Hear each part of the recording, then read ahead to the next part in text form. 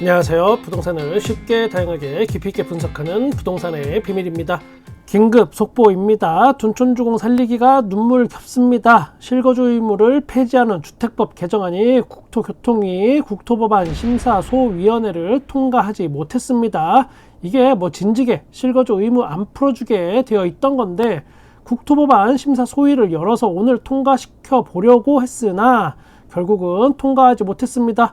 그런데 또 이게 끝난 게 아닙니다. 여당에서 한 번 더 심사소위를 열어서 한 번 더 도전해 본다고 합니다.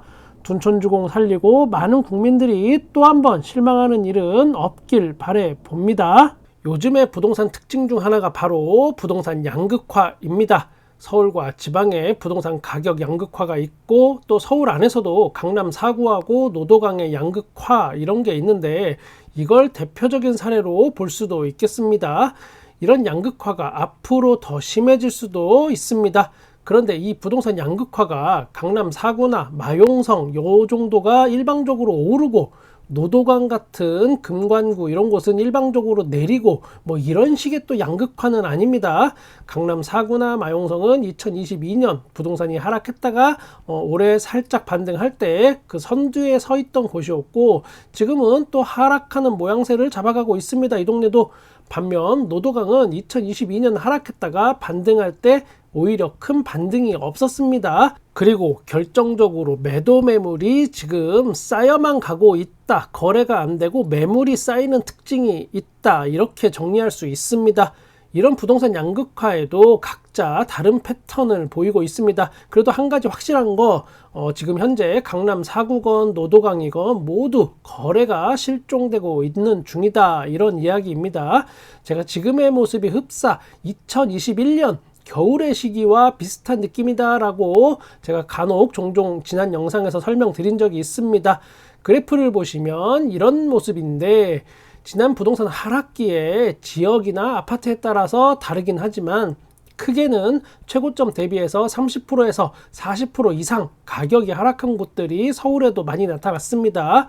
특징은 거래가 없으면서 하나씩 거래되는 아파트들이 있는데 매물이 하락 거래가 하나씩 나타났다는 겁니다. 그런데 이때 이 그래프를 제가 좀 더 자세하게 설명드리겠습니다. 그 당시에 이 그래프를 확대해 보면 이런 모양이 됩니다. 즉 2022년 겨울은 거래량이 급격하게 줄어가지만 거래가 별로 없으면서 동시에 그래도 뒤늦게 막차에 막차를 탄 영끌족이 간혹 나타나면서 가격 꺾임이 그렇게 심하진 않았습니다. 그러다가 급작스럽게 급매의 거래가 막 나오면서 하락 그래프의 기울기가 심해졌습니다. 그러면 이 시기 2021년 겨울의 모습 살짝 꺾이는 둥 마는 둥 했을 때 이때의 모습은 어땠을까? 왜 이때랑 지금이 비슷한 것 같다라는 이야기인가? 첫 번째 부동산 사장님들 반응입니다. 아무래도 부동산 현장에서 다양한 아파트 매매 거래를 하고 있던 그런 부동산 사장님들은 기본적으로 눈치가 빠르고 이걸 업으로 먹고 사는 거다 보니까 모든 분위기를 금방 캐치해낼 수가 있습니다. 이때 부동산 사장님들도 의견이 반반으로 갈렸었다라는 내용을 제가 지난 영상에서 소개한 적이 있습니다. 50% 정도는 이대로 부동산 가격이 이제 쭉 하락할 것 같다 이렇게 생각을 하신 분들이 있었고 나머지 50%는 지금은 거래가 주춤하고 살짝 꺾인 것 같지만 이게 그래도 팍팍 내리지는 않고 시간이 지나면 여기서 다시 오를 것이다 이렇게 생각했습니다. 그런데 또 이 말을 반대로 뒤집어서 생각해 보면 부동산 현장에서도 겨울이 지나고 2022년이 되면 아파트 가격이 급격하게 이렇게 하락할 거라는 걸 몰랐다라는 뜻이 됩니다. 더 솔직하게 말씀드리면 그 당시에 정말 미친 듯이 집을 사던 사람들의 어떤 그 영끌족의 기에 부동산 사장님들도 좀 눌렸던 게 사실입니다. 내가 이거 속으로는 이거 부동산 가격이 높아도 너무 비정상적으로 높은데 이걸 도대체 누가 사냐 빚내서 이렇게 생각을 하고 있더라도 내 예상을 깬 영끌족들이 계속 나타나서 집을 계속 비싼 값에 사주니까 거기에 그만 기가 눌려서 제대로 된 판단을 하기가 어려웠던 것도 사실입니다. 두 번째, 막차에 막차를 탄 영끌족이 계속 나타나긴 했다. 이 이야기입니다. 2021년 여름부터 가을쯤 되니까 확연하게 부동산 시장에서 변화를 느낀 게 제가 한 가지 꼭 있습니다. 이 부분 저는 굉장히 중요하다고 생각합니다. 사람들이 집을 사고는 싶은데 영끌을 해도 그 집을 살 수 없는 경우가 간간히 보였었습니다. 이때 중개를 하다 보면 손님들과 정말 많은 이야기를 하게 됩니다. 많은 상담을 하면서 부동산 사장님들이 상담하지 말아야 하는 것이 불문율처럼 꼭 있는데, 그게 바로 집을 살려는 사람, 매수자의 자금 계획을 절대 궁금해하지 말라, 뭐 이런 게 있습니다. 속설처럼.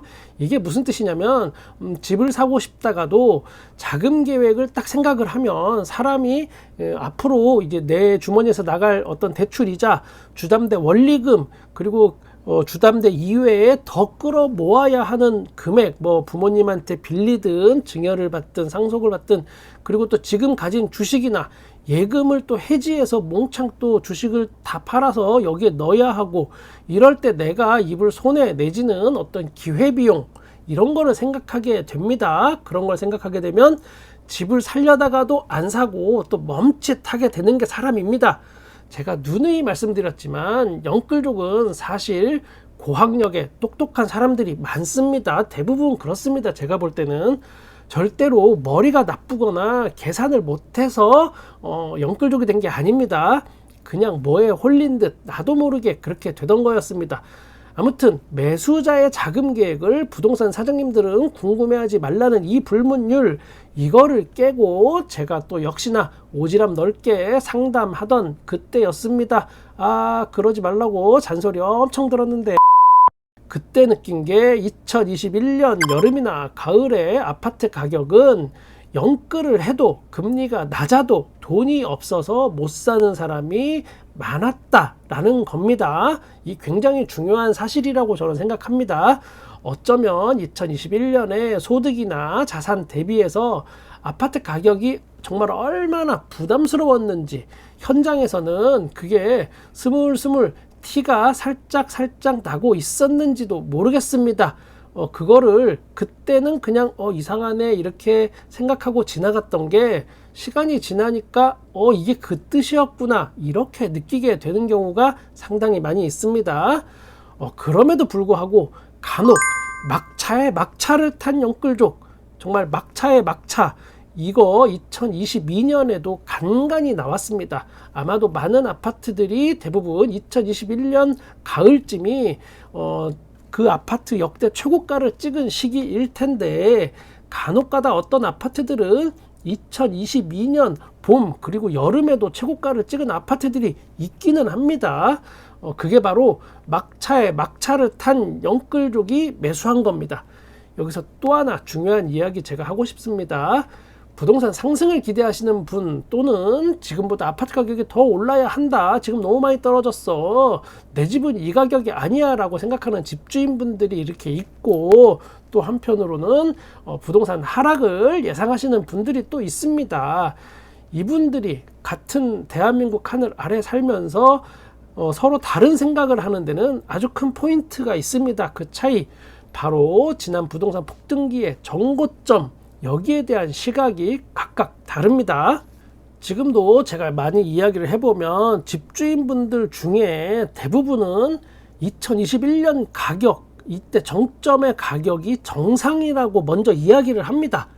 제가 흔하게 듣는 말, 우리 집이 이게 15억까지 갔던 건데 우리 집이 이거 20억에 팔리던 그 집인데 지금 이게 이런 말 많이 듣습니다. 지난 최고점에 대한 향수가 집주인분들 입장에서는, 그리고 또 영끌족 입장에서는 그 향수가 굉장히 진하게 남아 있습니다. 이 부분은 집을 매도하려는 집주인뿐만이 아니고 집을 매수하려는 분들도 한 번쯤은 생각해 봐야 합니다. 2021년 가격이 이번 생에 두 번 다시 돌아오지 않는다, 이런 이야기를 하려는 게 아닙니다. 살다 보면 뭐 부동산이 오르기도 하고 내리기도 하고 뭐 어떻게 될지 그 누구도 장담할 수 없습니다. 하지만 모든 포커스를 2021년 최고 정점기, 아파트가 가장 비쌌던 그 시절 그 가격에만 모든 포커스를 맞추는 그 순간 다른 게 눈에 안 보이고 귀에도 안 들리고 정확한 판단이 흐려질 수 있습니다. 유튜브 채널뿐만 아니고 다른 곳에도 정말 많은 부동산 전문가 분들이 계십니다. 저는 그분들의 이야기 나름대로 다 정확한 데이터를 가지고 각자 잘 분석한다고 생각합니다. 하지만 데이터나 그래프로도 다 설명이 안 되는 부분이 분명히 있습니다. 그런 부분을 가감없이 있는 그대로 전달해 드리는 부동산의 비밀TV가 되도록 하겠습니다. 영끌족 한숨 부르는 노도강 집값 40% 하락에 매물도 쌓여 제가 앞서 말씀드린 부동산 양극화 그 소용돌이 한가운데에 있는 곳이 바로 노도강입니다. 아무래도 지금 재건축이 진행된다고 해도 추가 분담금이 몇 억씩 나온다는 결과가 지금 하나씩 발표가 되면서 이곳도 타격이 있어 보입니다. 상계주공 5단지 같은 경우 재건축이 상당히 빠르게 진행이 되고 있습니다. 그러나 전용면적 31제곱미터의 현재 매매가가 최근에 4억 5천만 원에 거래가 됐습니다. 제가 이 단지를 소개해드린 한두 달 전쯤의 영상 그때만 해도 여기가 5억에 실거래가 되었습니다. 그 사이에 5천만 원이 하락해서 지금 거래가 된 겁니다. 그리고 전체적인 호가도 그때보다는 몇천만 원 지금 내려간 상황입니다. 아마도 꾸준히 부비TV를 시청해 주신 분들이라면 제 이야기가 대충은 기억이 나실 겁니다. 야, 거기 4억 5천에 거래된 거 이거 3층이네 보니까. 그거 저층 매물이니까 그런 거 아니야? 그렇지? 이런 못 배운 소리 하시는 분 계실까봐 제가 높아심에 미리 말씀을 드리면 여기는 전체가 5층입니다. 저층 아파트로 재건축이 될 때 사업성이 당연히 높아야 하지만 워낙 작은 평수의 집들이 다닥다닥 오밀조밀하게 뭉쳐 있다 보니까 세대수를 많이 늘리지 못하고 추가 분담금이 5억 이야기가 나온 겁니다. 여기가 이게 노도강 전체에 큰 영향을 미친 것으로 풀이가 됩니다. 즉 여기가 이 동네에서는 최고 황금 입지인데 상계주공 5단지 여기가, 그런데 여기도 이런 상황이라면 여기 이외에 더 안 좋은 입지의 노도강 아파트들의 사업성이 더 낮을 것이다 라는 생각에 이 동네가 지금 심각하게 이런 생각이 많이 퍼져 있습니다. 이미 사람들도 어느 정도 이제는 대충 파악을 한 것 같습니다. 재건축은 무조건 로또다라는 환상에서 이제 서서히 깨어나는 겁니다. 아쉽지만 시공사를 상대로 싸워서 이긴다는 게 이제는 불가능하다, 이런 것도 대략은 눈치챘습니다. 사람들 둔촌주공 이 사태를 보면서 아마 많이 느꼈을 거고, 그런 일이 여기서 끝나는 게 아니고 또 계속 벌어지고 있습니다. 서울 은평구 대조 1구역 공사비 갈등의 사업 중단 위기, 이런 기사 또 계속 이어지고 있고 앞으로 이게 더 커질 걸로 예상이 됩니다. 이런 상황이다 보니까 더 이상 지금의 아파트 가격이라면 노도강은 투자로서 매력이 없다라는 결론을 도출해내는 사람들이 많아졌습니다. 그러다 보니까 노도강에 영끌했던 사람들은 얼굴이 점점 창백해집니다. 지금 여기가 다시 각광을 받으려면 아마도 지금보다는 가격이 더 하락해야 할 것으로 예상이 됩니다. 언론에서 다룬 곳들을 몇 군데 더 살펴보겠습니다. 상계주공 12단지 전용면적 41제곱미터가 지난 최고가는 역시나 여기도 2021년에 있었습니다. 6억 2천만 원에 거래가 됐었습니다. 그런데 최근에는 이게 3억 2천만 원에 거래가 됐습니다. 최고가를 대비해서 보면 48% 하락한 겁니다. 그냥 쉽게 말해서 반토막 났습니다.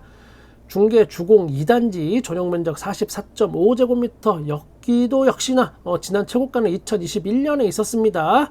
5억 8,250만 원의 최고가 거래가 있었는데 가장 최근에는 3억 3천만 원에 거래가 됐습니다. 최고가 대비해서 43% 하락한 가격입니다. 역시나 반토막 났다라고 봐도 되겠습니다. 제가 오늘 하고 싶은 이야기는 바로 이겁니다. 내가 왕년에 말이지, 이거 뭐도 하고 돈도 많이 벌고 뭐도 하고 무슨 일도 하고, 내가 이게 왕년에 얼마나 잘 나가는 줄 알아? 이런 이야기 하는 분 저는 개인적으로 별로 좋아하진 않습니다. 역시나 저도 나이가 들고 중년이 되다 보니까 젊은 사람들한테 나도 모르게 저런 이야기를 어디 가서 할까봐 정말 많이 조심하긴 합니다. 내 집이 왕년에 이게 10억이었는데 20억이었는데 30억이었는데 이런 생각에서 한 번쯤은 벗어나 보는 것도 부동산을 바라보는 그 시각에서는 꼭 필요한 것 같습니다.